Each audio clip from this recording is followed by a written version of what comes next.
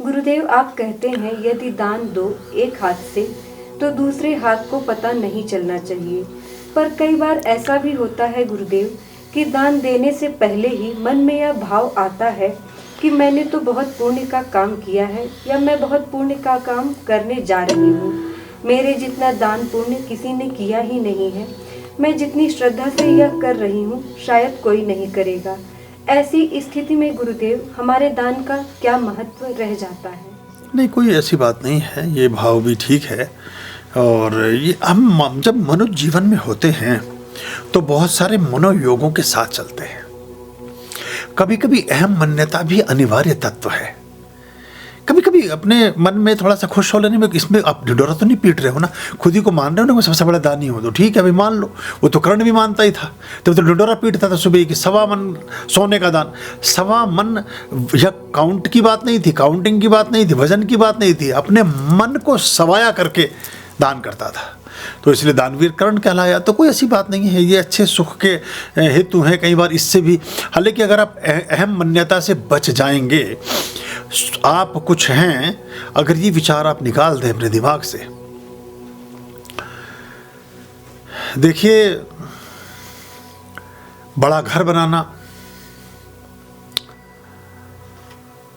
बहुत सरल है, किसी कामयाबी को पा लेना वो भी बहुत सरल है, बड़े से बड़े दुर्गम दर्रों को पार कर लेना वो भी सरल है, 10 करोड़ लोगों के बीच में घुस करके डुबकी मार करके वापस घर लौट आना ये भी सरल है। लेकिन सरल हो जाना सर्वाधिक कठिन है। सरल हो जाना सर्वाधिक कठिन है।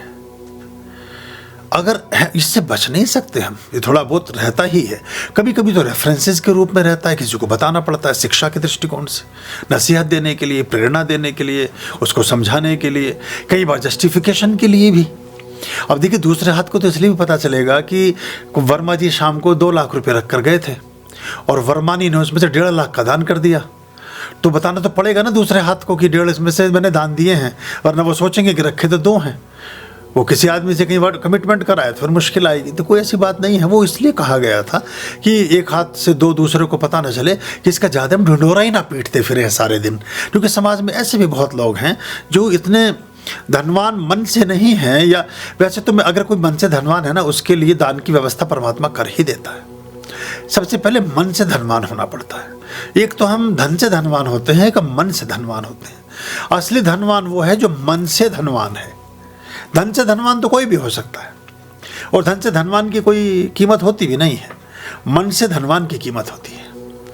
और प्राय मैंने देखा कि जो बड़े काम कर पाते हैं वो मन के धनी लोग कर पाते हैं, धन के धनी नहीं करते। धन के धनी तो धन को बढ़ाने की दिशा में काम करते हैं, मन के धनी धन को बांटने में विश्वास करते हैं। तो जो मन के धनी उसको बांटते हैं तो उससे वो बहुत सारी चीज़ों में फैलता है। लेकिन जो धन के धनी हैं वो धन को बढ़ाने में बिलीव करते हैं, यानी कि स्वयं को बढ़ाने में बिलीव करते हैं। लेकिन मन के धनी सबको बढ़ाने में बिलीव करते हैं। तो खुद के बढ़ाने से सबका बढ़ाना ज़्यादा श्रेयस्कर है, ज़्यादा उत्तम और ज़्यादा अच्छा है।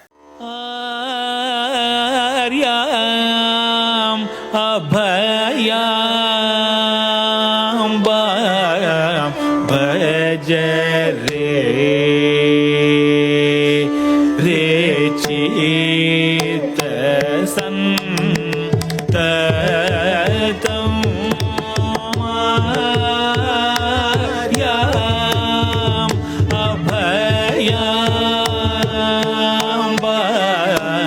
भज रे